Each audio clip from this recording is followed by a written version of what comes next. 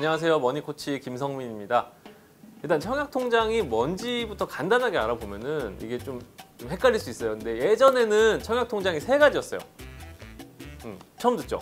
네. 그러니까 주택청약통장이 주택청약저축, 주택청약예금, 주택청약부금 이렇게 세 가지였는데 지금은 이걸 다 합쳐서 주택청약종합저축이라고 불러요.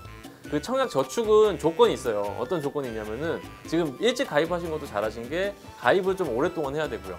돈도 많이 쌓여 있어야 되는데 조건이 돈이 많이 쌓여 있는데 인정금액도 커야 돼요. 인정금액이라는 건 뭐냐면 내가 돈을 냈을 때 그 돈 중에서 이거는 청약저축의 금액으로 인정해 드립니다 라고 하는 그 금액이에요. 그게 한 번에 최대 10만 원까지 인정이 돼요. 예를 들면 이런 거예요. 내가 청약통장에다가 한 번에 5만 원씩 넣고 있다. 이 사람이 20번 넣었어요.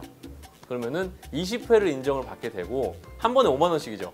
자, 다시 5만 원씩 20번 넣으면 얼마예요? 자, 100만 원이에요. 그러면은 5만 원씩 20번 넣은 사람은 인정 금액이 100만 원인 거예요. 근데 민재 씨처럼 10만 원씩 20번을 넣었어요. 그러면 인정 금액이 얼마일까요? 그렇죠. 이제 수학에 좀 눈을 텄어요. 네. 자, 그러면은 똑같이 20번을 넣은 사람인데 한 사람은 인정 금액이 100만 원이에요. 다른 한 사람은 인정 금액이 200만 원이에요. 그러면 누가 점수가 더 높을까요? 인정 금액이 높은 사람이 당첨 확률이 높은 거예요. 그럼 여기서 이제 욕심을 부려요. 나는 그러면 인정 금액을 높이겠어 하면서 한 번에 적금하던 것까지 다 끌어와가지고 한 번에 50만 원씩 넣어요. 자, 50만 원씩 20번 넣었어요. 총 들어간 금액이 1000만 원이에요. 근데 1000만 원 넣은 사람도 20번 넣었죠. 그러면 1000만 원을 넣었지만 인정 금액이 얼마예요? 20번 넣었는데 50만 원씩 1000만 원을 넣었지만 실제 인정 금액은 200만 원이에요. 그러니까 우리가 한 번 넣을 때 컵을 하나씩 채운다라고 생각을 하면 될 것 같아요. 컵을 하나씩 채우는 건데 이 컵의 용량이 10만 원이에요. 50만 원을 넣으면 10만 원만 차고 다 흘러버리겠죠. 그러면 적립금으로 들어가 있긴 한데 인정은 못 받아요. 그리고 그러면 이렇게 생각하셨어요. 5만 원씩 두 번 넣으면 5만 원 다 차지 않냐.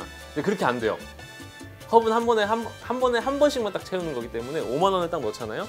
그러면 그 컵은 10만 원짜리 컵이지만 5만 원만 차고 끝나는 거예요.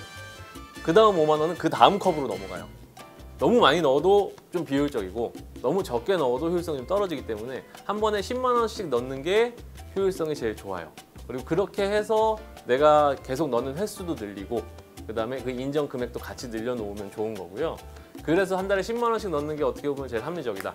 근데 한 달에 10만 원씩 넣기 좀 부담스러워 하시는 분들이 있어요. 내가 적금하기도 빠듯한데 청약을 어떻게 10만 원씩 넣냐. 나는 그냥 2만 원씩 넣겠다. 이런 분들은 자동이체 걸지 말고 2만 원씩 넣을 거를 모아서 한 번에 그냥 10만 원 넣으세요. 청약은 의무적으로 납입하시는 게 아니에요. 가입을 해놓고 돈을 안 내도 아무 문제 없어요. 그러니까 계속 굳이 2만 원씩 해가지고 10번 넣으면 20만 원밖에 인정이 안 되잖아요.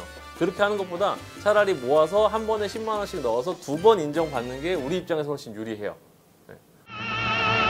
왜? 동등한 횟수에서는 금액이 높은 게 좋은 거고요. 같은 금액에서는 횟수가 많은 게 좋은 거기 때문에 이걸 같이 가져갈 수 있는 방법이 한 번에 10만 원씩 넣는 게 효율성이 제일 좋아요. 그렇게 해서 1순위 자격을 얻으면 이제 우리 아파트 분양하잖아요. 그때 청약을 넣어볼 수가 있는 거예요. 1순위 자격이란 건 뭐냐면 자, 이게 아까 전에 얘기했던 것처럼 청약이라는 거는 넣었을 때 그걸로 이제 평가를 하고 점수를 주거든요. 그렇게 했을 때 우선순위가 매겨져요. 그러니까 예를 들면 이거죠. 이번 달에 청약 가입했어요. 그러고 나서 다음 달에 아파트 할 때 넣어요. 이 사람하고 어떤 사람은 한 10년 전에 넣었어요. 이 사람하고 이 사람한테도 혜택을 줘야 되잖아요. 근데 그 혜택을 주는 가장 기본 조건이 순위를 매기는 거예요. 1순위도 있고 2순위도 있고 3순위도 있는데 청약에서는 1순위 만드는 조건이 생각보다 어렵진 않아요.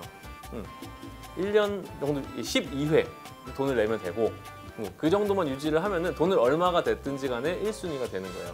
1년이 지나면 1순위가 되는데 1순위가 많겠죠. 네, 얼추 우리나라에 한 400만 명 정도 최소로 미성년자 빼고 성인들 중에서 한 400만 명 정도가 있는데 그럼 뭐하러 하냐 뭐 이렇게 생각할 수도 있겠지만 있는 거하고 없는 거하고 완전 다르잖아요. 그죠? 그렇기 때문에 일단 기본적으로 가지고 있어야 되는 거고 1순위 400만 명 중에서 이제 점수를 매기는 거예요. 근데 그 점수가 높아야 좋겠죠. 그래서 한 달에 10만 원씩 넣는 거예요. 2만 원씩 계속 넣는 것보다 10만 원씩 넣어서 내 순위를 높여야 1순위 안에서도 앞에 있어야 당첨이 될 거잖아요. 그 조건을 만들기 위해서 2만 원이나 5만 원씩 굳이 여러 번 넣는 것보다는 차곡차곡 10만 원씩 쌓아 가시는 게 조금 더 확률을 높일 수 있는 방법이 될 거예요. 은행 신경 쓰지 마세요. 그러니까 예를 들면은 주거래 은행이라는 거는 엄밀히 따지면 내가 이 은행에 꾸준히 돈이 얼마 이상만 들어오면은 주거래 은행이라고 볼 수 있는 거고요. 그러니까 우리가 생각하는 심리적인 주거래 은행하고 은행이 생각하는 주거래 고객하고는 달라요. 자, 청약의 목적을 생각을 해야 돼요. 그러니까 지난번에 제가 실비보험 설명 드릴 때도 마찬가지지만 금융상품을 준비할 때 항상 목적. 우리은행 청약통장이랑 기업은행 청약통장이랑 나중에 추첨할 때 차이 있을까요? 없어요. 주거래 은행에서 청약했네, 좀 포인트 더 주고 이런 거 없어요. 그러니까 먼저 만들어 놓고 가지고만 있으면 되는 거예요. 그렇기 때문에 청약통장 만드실 때는 은행 크게 신경 안 쓰셔도 되고요. 내가 편한 데서 만드시면 돼요.